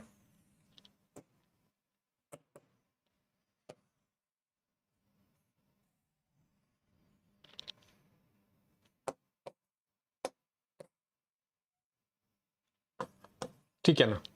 मुझे ना अलग अलग पॉइंट्स पर इलेक्ट्रिक फील्ड चाहिए। ये एक रीजन मान ले रहा हूं, इसको सेकंड रीजन मान ले रहा हूं, इसको थर्ड रीजन मान ले रहा हूं, ठीक है। तो मुझे अलग अलग रीजन्स पर इलेक्ट्रिक फील्ड चाहिए। अगर एक बात बताओ मुझे, ये फर्स्ट पॉइंट है, क्योंकि ये पॉजिटिव शीट है तो भैया ये इस पॉइंट पर इलेक्ट्रिक फील्ड ऐसे बाहर की तरफ को निकालेगा, और इस वाली शीट की वजह से भी इलेक्ट्रिक फील्ड ऐसे ही बाहर की तरफ को हो जाएगा। हाँ सर, ये दोनों पॉजिटिव है तो भैया ये राइट साइड पे दोनों की वजह से इलेक्ट्रिक फील्ड राइट साइड की तरफ होगी। बड़ा ऑब्वियस सी बात है। देखिए ये एक शीट है, इस पॉइंट पर इलेक्ट्रिक फील्ड बाहर की तरफ को, ये एक पॉइंट है, इस पॉइंट पर इलेक्ट्रिक फील्ड बाहर की तरफ को। अभी तो बताया ये वाला इस पॉइंट पर इलेक्ट्रिक फील्ड इधर करेगा और ये वाला अपने से दूर इलेक्ट्रिक फील्ड। हां या ना, यस और नॉट, यस और नॉट। पहले एक नॉर्मल शीट है तो इलेक्ट्रिक फील्ड की वैल्यू लगा लेंगे, मैग्नीट्यूड की बात करेंगे तो sigma by two epsilon naught. But इस डायरेक्शन में पहले हम रीजन 1 की बात करते हैं, पहले हम लोग रीजन 1 की बात करते हैं। रीजन 1 में बेटा E1 क्या होगा vectorially, sigma 1 by 2 epsilon naught minus R cap, है ना, लेफ्ट साइड को है, तो E2 भी क्या होगा, वो भी लेफ्ट साइड को है, sigma by 2 epsilon naught minus R cap. और दोनों को इलेक्ट्रिक फील्ड को ऐड करना रहेगा भैया, E1 by E1 plus E2, तभी तो आपका नेट इलेक्ट्रिक फील्ड निकलेगा फर्स्ट रीजन में। यानी कि माइनस को अगर मैं कॉमन ले लूंगा तो क्या हो जाएगा भैया, -1/2 एप्सिलॉन नॉट को अगर कॉमन ले लूंगा तो सिग्मा 1 प्लस सिग्मा 2, और इधर आर कैप लगा लेंगे आप। आया ना बच्चे, कोई दिक्कत तो नहीं है।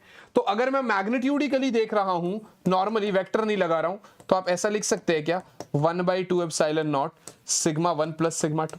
अब इसके केसेस लेके देख लेंगे ना तो आपको समझ में आएगा। मतलब ध्यान से देखिएगा, मैग्नीट्यूड में देखो, इसकी वजह से सिग्मा 1/2 एप्सिलॉन नॉट, इसकी वजह से सिग्मा 2/2 एप्सिलॉन नॉट, बस दोनों को आप ऐड कर दो, कहानी खत्म हो गई।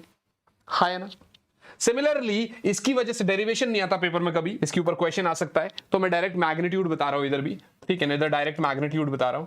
क्या हो जाएगा, E1 plus E2 which simply means sigma 1/2 epsilon not plus sigma 2/2 epsilon not, which simply means 1/2 epsilon not common ले लो, सिग्मा 1 प्लस सिग्मा 2। सही है बच्चे, कोई प्रॉब्लम वाली बात तो नहीं है। ये कौन सा है, रीजन 3 की बात हो रही है। ये कौन से रीजन में बात हो रही है, थर्ड रीजन में बात हो रही है। सेकंड रीजन की बात करते हैं बच्चा, यहां पर रीजन 2 की बात करते हैं अगर तो बस नॉर्मल है, electric field in the second region सीधा सीधा लिख दूं मैं, सीधा सीधा लिख दूं, सिग्मा 1/2 एप्सिलॉन नॉट राइट की तरफ को, ये लेफ्ट की तरफ को तो माइनस हो जाएगा, minus sigma 2/2 epsilon not, which simply means 1/2 epsilon not common लेकर सिग्मा 1 माइनस सिग्मा 2। सही है बच्चे, कोई प्रॉब्लम वाली बात तो नहीं है। तो फाइनली आपने यहां से रीजन 2 वाले को भी उठा लिया, आपने यहां से रीजन 1 वाले को भी उठा लिया, ये रहा, और आपने यहां से रीजन 3 वाले को भी उठा लिया। आया ना, ये आपका रीजन 2 हो गया। 1 रीजन में इलेक्ट्रिक फील्ड ये रहा, 2 में इलेक्ट्रिक फील्ड ये रहा, और 3 में इलेक्ट्रिक फील्ड ये रहा। आया ना। अब ये तो आपने कर लिया, इसके ऊपर वो आपको केसेस दे देता है, जैसे कि वो फॉरेन एग्जांपल आपको एक केस दे देगा, जैसे कि वो कह देगा केस 1, जैसे कि वो कह देगा केस 1। अब केस 1 में क्या कह देगा वो आपसे, केस 1 में वो बेसिकली आपसे ये कह देगा कि सर सिग्मा 1 भी सिग्मा है और सिग्मा 2 भी सिग्मा है, दोनों ही सिग्मा है, राइट। मतलब सिग्मा 1 भी सिग्मा है, सिग्मा 2 भी सिग्मा है, तो फर्स्ट रीजन में इलेक्ट्रिक फील्ड क्या हो जाएगा, 1/2 epsilon naught sigma plus sigma, which mean sigma by epsilon not. है ना, मतलब क्या हो रहा है, इसकी वजह से भी जितना, इसकी वजह से भी उतना ऐड हो जाएगा, तो सिग्मा बाय एप्सिलॉन नॉट। तो सर थर्ड रीजन में भी उतना ही हो जाएगा, 1/2 epsilon naught sigma plus sigma, बोले तो sigma by epsilon naught. But बीच वाले पॉइंट पे 0 हो जाएगा। रीजन क्या है कि sir 1/2 epsilon naught sigma minus sigma. कैसे, देखिए ये सिग्मा है, ये सिग्मा है, इसकी वजह से राइट, इसकी वजह से लेफ्ट, आपस में कैंसिल आउट कर देंगे। अब आपको केस 2 खुद से लिखना है बच्चे, केस 2 खुद से लिखना है, सिग्मा 1 को प्लस सिग्मा बना रहा हूं और सिग्मा 2 को माइनस सिग्मा बना रहा हूं, सिग्मा 1 को प्लस सिग्मा बना रहा हूं और सिग्मा 2 को माइनस सिग्मा बना रहा हूं। आई बात समझ।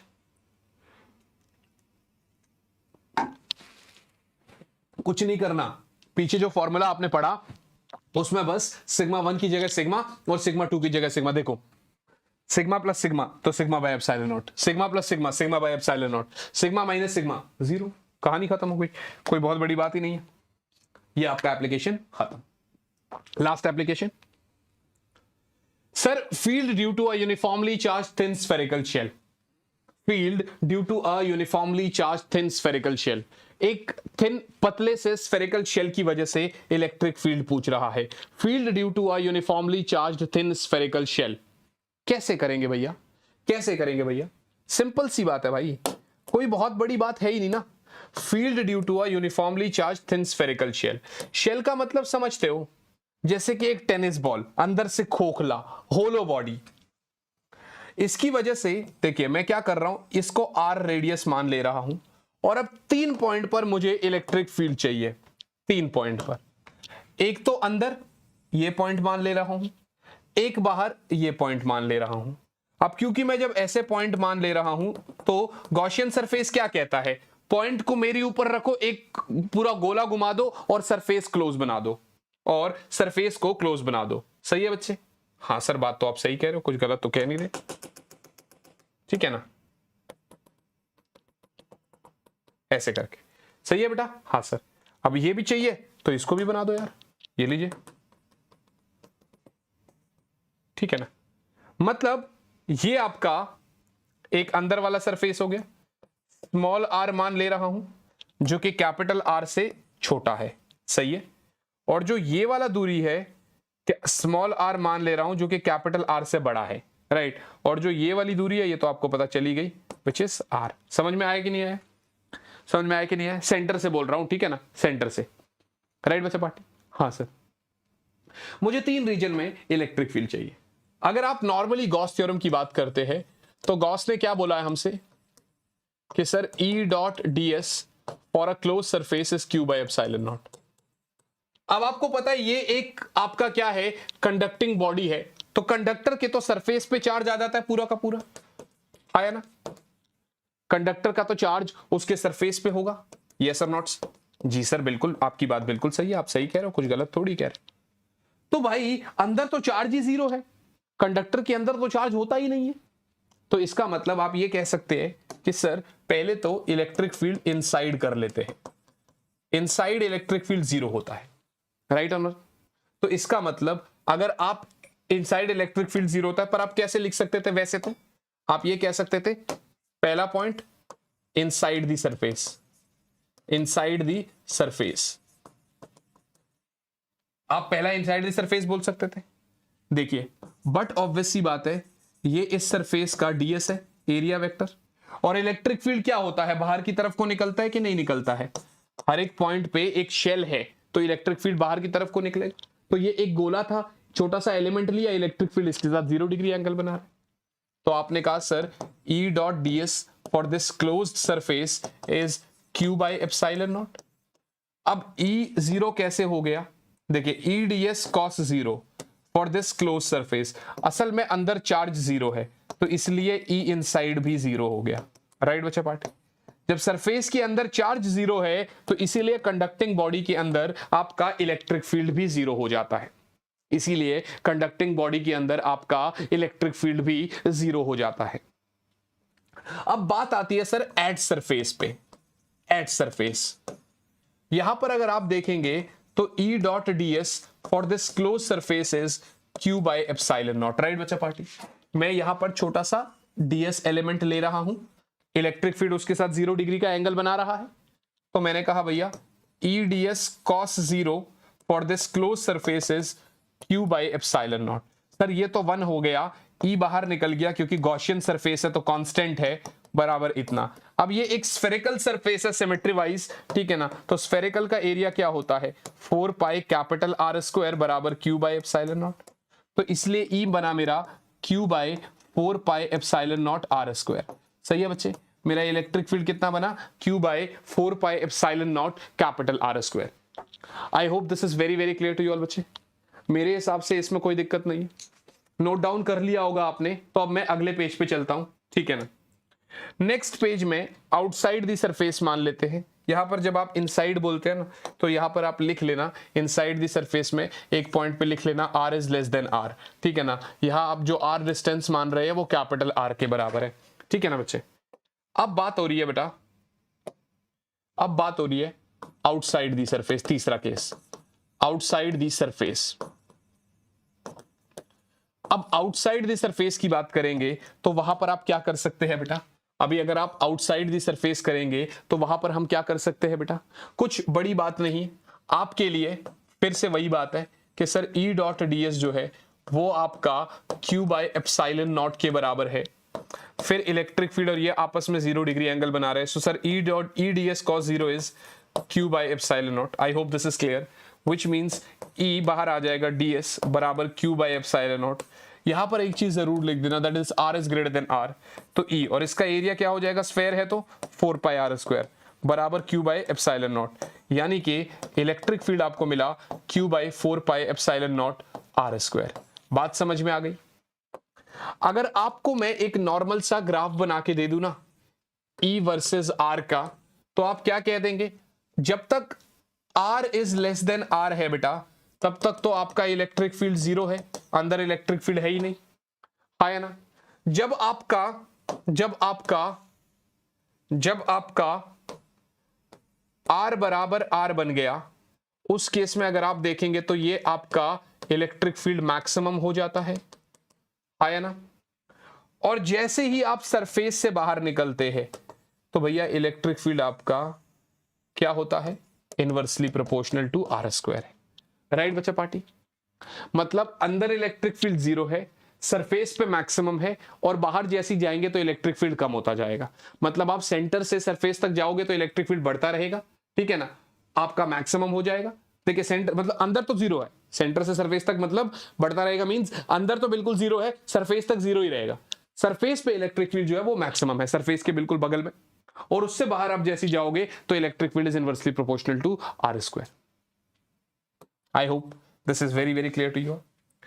And with this bacha party, and with this we are done with the chapter आपका इलेक्ट्रिक चार्जेस एंड फील्ड का गॉस थ्योरम का ये वन शॉट। मुझे लगता है आपको अच्छा लगा होगा। आपको कैसा लगा है मुझे प्लीज आप जरूर कमेंट बॉक्स में बताइएगा। मैं फिर से आपसे बोल रहा हूं कि आपको क्या करना है, हमारा टेलीग्राम चैनल ज्वाइन करना है।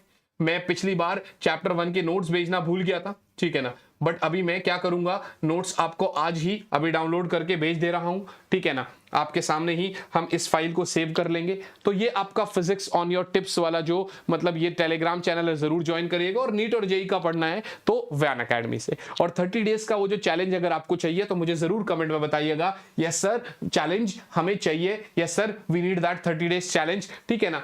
कुछ बड़ा करेंगे यार, पूरा साल आपके साथ रहूंगा और ऐसा ही क्वालिटी कंटेंट लेकर आता रहूंगा। पहले मैंने कहा था कि एनसीईआरटी लाइन वाइज सीरीज लेकर आएंगे, वो भी लेकर आएंगे अभी, बट पहले क्या सोच रहा हूं कि बहुत सारे बच्चों की रिक्वेस्ट है कि सर हमारा मई में यूटी है, 3rd चैप्टर तक आ रहा है, तो मैं जैसे ये गॉस थ्योरम हो गया, अब इसके बाद सीधा मैं क्या करूंगा, चैप्टर 2 की रिकॉर्डिंग करूंगा और चैप्टर 2 आपको दूंगा, फिर चैप्टर 3 का वन शॉट, फिर एक साथ तीनों चैप्टर के एनसीईआरटी लाइन वाइज, क्योंकि तीनों चैप्टर के NCERT solutions chapter already channel पे अवेलेबल है, राइट बच्चा party. I hope this is very very clear to you all. मेरे हिसाब से आपको चीजें अच्छे से समझ में आ रही होगी। और ये जो लेक्चर है ना, इसको यार ज्यादा से ज्यादा आप लोगों ने अपने दोस्तों के साथ शेयर करना है, मैक्सिमम शेयरिंग करनी है इस लेक्चर की आपने। और यार देखो, बस आप लोगों का ही सहारा है, और आप है तो हम हैं। आपके यहां पर लाइक, कमेंट और सब्सक्राइब और सपोर्ट करने से ही जो है ना, हम इसको बहुत ऊपर उठाएंगे। और एक दिन ऊपर वाले ने चाहा ना तो यार हम जो है ना यहां पर ऐसा मतलब ऐसा एक आर्मी बनाएंगे ना कि मतलब लोग देखते रह जाएंगे, ठीक है ना। तो ये हम लोगों ने एक साथ मिलकर करना है। और ठीक है, आज के इस लेक्चर को यहीं पर समाप्त करते हैं। मुलाकात करूंगा आपसे आप ही की अगले लेक्चर में। तब तक के लिए यार all the very best. Bye guys, bye and yes, जय हिंद।